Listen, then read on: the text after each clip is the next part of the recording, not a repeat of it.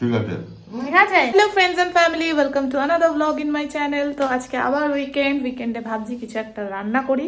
Actually ভেবেছিলাম শীতের সবজি আছে তো ভেজ ফ্রাইড রাইস আর আলুর দম বানিয়ে নেবো, কিন্তু তারপরে মন ঘুরে গেল যে ভেজ ফ্রাইড রাইস আলুর দম তো খাওয়াই হয়, কেননা আজকে ভেজ বিরিয়ানি ট্রাই করা যাক। কেন কি আমি বাড়িতে চিকেন বিরিয়ানি করি, মাটন বিরিয়ানি করি। মাটন বিরিয়ানির রেসিপি কিন্তু আছে, আপনারা চেক করবেন, খুব ঘরোয়া স্টাইলে, সিম্পল, তাড়াতাড়ি হয়ে যায়, ওটা চেক করবেন।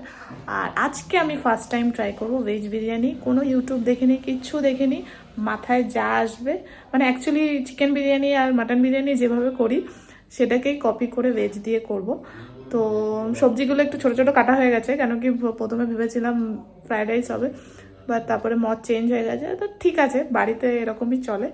তো ভাবছি শেয়ার করি আপনাদের সাথে, যারা চটজলদি ইজি ওয়েতে কিছু খেতে ইচ্ছা করে, অন্য কিছু খেতে ইচ্ছা হয়ে যদি ট্রান্সফর্ম করতে পারে।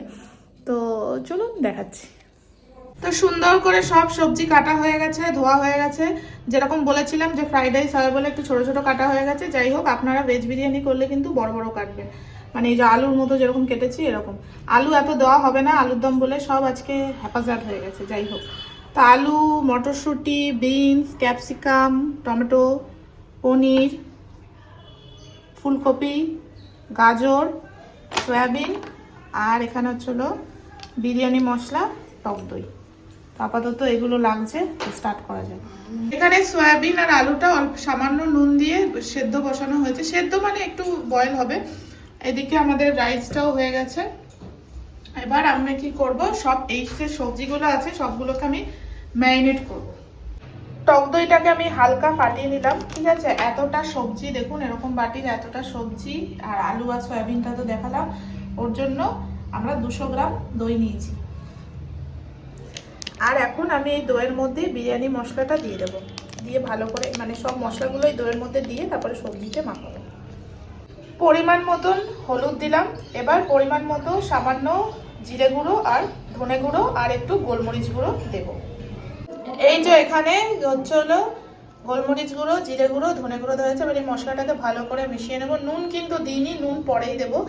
ভালো করে মিশিয়ে সবজির সাথে মেশাবো, সাথে কটা কাঁচা লঙ্কাও দেবো। এই যে সয়াবিনটাকেও আমি সেদ্ধ তুলে দিয়ে দিয়েছি সবজিটা, আর এই যে মশলাও হয়ে গেছে। এবার চলুন ভালো করে এটাকে মাখিয়ে নিই। ও মা, একটু ঘি দাও মা। পরিমাণ মতো ঘি দিয়ে দিচ্ছি। এবার কড়াইতে সর্ষের তেল দিয়ে আমরা আলু আর পনিরটা ভেজে তুলে রাখবো।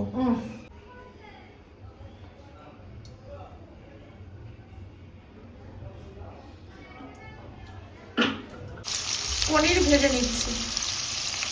তো পনির ভেজে তুলে নিয়েছি হালকা লাল লাল করে। আর এখানে এবার দুখোলায় আলু সেদ্ধ আলুটাকে হালকা ফ্রাই করে তুলে নেব।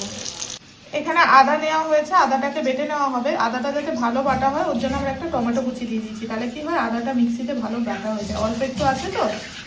আলু ভেজেও তুলে নেওয়া হয়ে গেছে। এবার ওই তেলের মধ্যেই আমরা এখন সব গোটা ফোড়নগুলো দেবো। এখানে তেজপাতা আছে, কাঁচা লঙ্কা আর গোটা গরম মশলা আছে, এখানে লবঙ্গ, এলাচ, দারচিনি, তো এটা দিয়ে দেবো।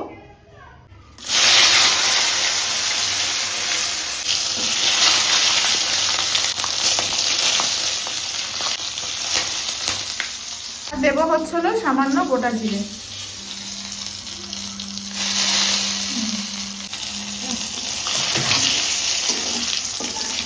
ফোড়নের গন্ধ ছেড়ে গেছে, এবার যে আদা বাটাটা ছিল এটা দিয়ে দেবো।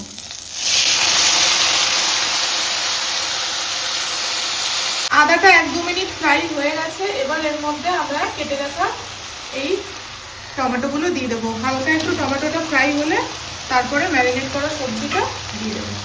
তো টমেটো আদা ফ্রাই হচ্ছে, এবার এর মধ্যে ম্যারিনেট করা সবজিগুলো দিয়ে দিতে হবে। দিয়ে একদম লো ফ্লেমে এবার চাপা দিয়ে এটাকে রান্না করতে হবে যতক্ষণ না পুরোপুরি জল ছেড়ে দেবে সবজি থেকে, আর সবজিগুলো পুরো ভালো করে গলে যাবে। মিশিয়ে নিয়েছি। এবার পরিমাণ মতো নুন দিয়ে দেওয়া হচ্ছে, 2 চামচ। আলু ভাজাতে নুন ছিল। এবার স্বাদ মতো একটু মিষ্টি দিতে হবে।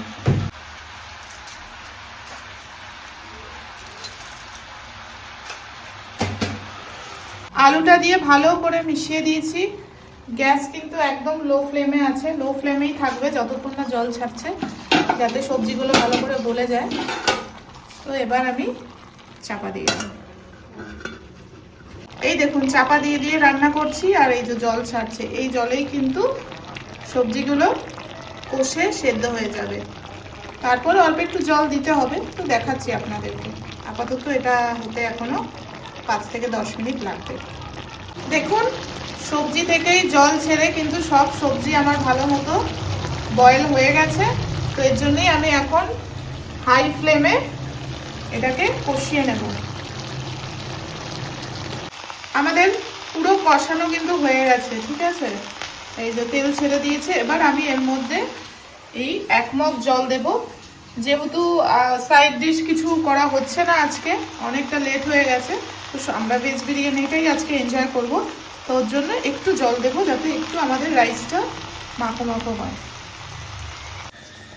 এই যে জল দিয়ে দিয়েছি, মিডিয়াম ফ্লেমে এটাকে একটু ফুটতে দেব, একটু মাখো মাখো রাখবো। আর এখন আমি সামান্য পরিমাণ একটু গরম মশলা দিয়ে দিচ্ছি,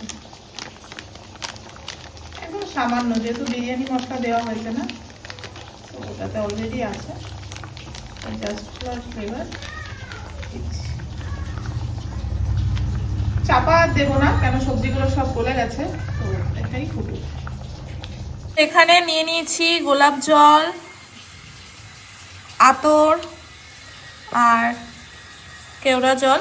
তো এটাকেই একদম এই এক ছিপি করে আমি এই কাপে নিয়ে নিচ্ছি। এই যে দেখুন নিয়ে নিয়েছি অল্প একটু সামান্য পরিমাণ। এটাই যখন রাইসের লেয়ারিং করব তখন দেওয়া হবে। এখানে টেস্ট অনুযায়ী ঘিও নিয়ে নিয়েছি লেয়ারিং এর জন্য। এবার কি করব, আমার ঝোলটা তো ফুটছে, এবার আমি পনিরগুলো দিয়ে দেবো, যাতে মশলার সেন্টটা পনিরেও যায়।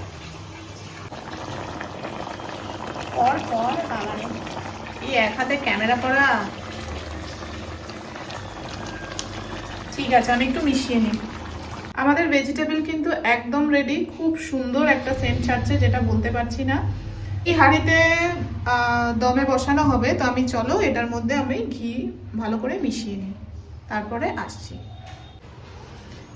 এই যে ঘি মাখানো হাঁড়িতে আমি প্রথমে সবজির লেয়ারিংটা দিয়েছি, এর ওপর আমি এবার রাইসের লেয়ারিংটা দেব।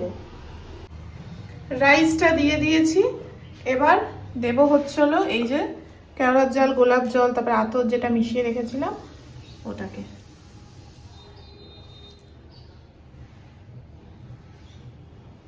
দিলাম।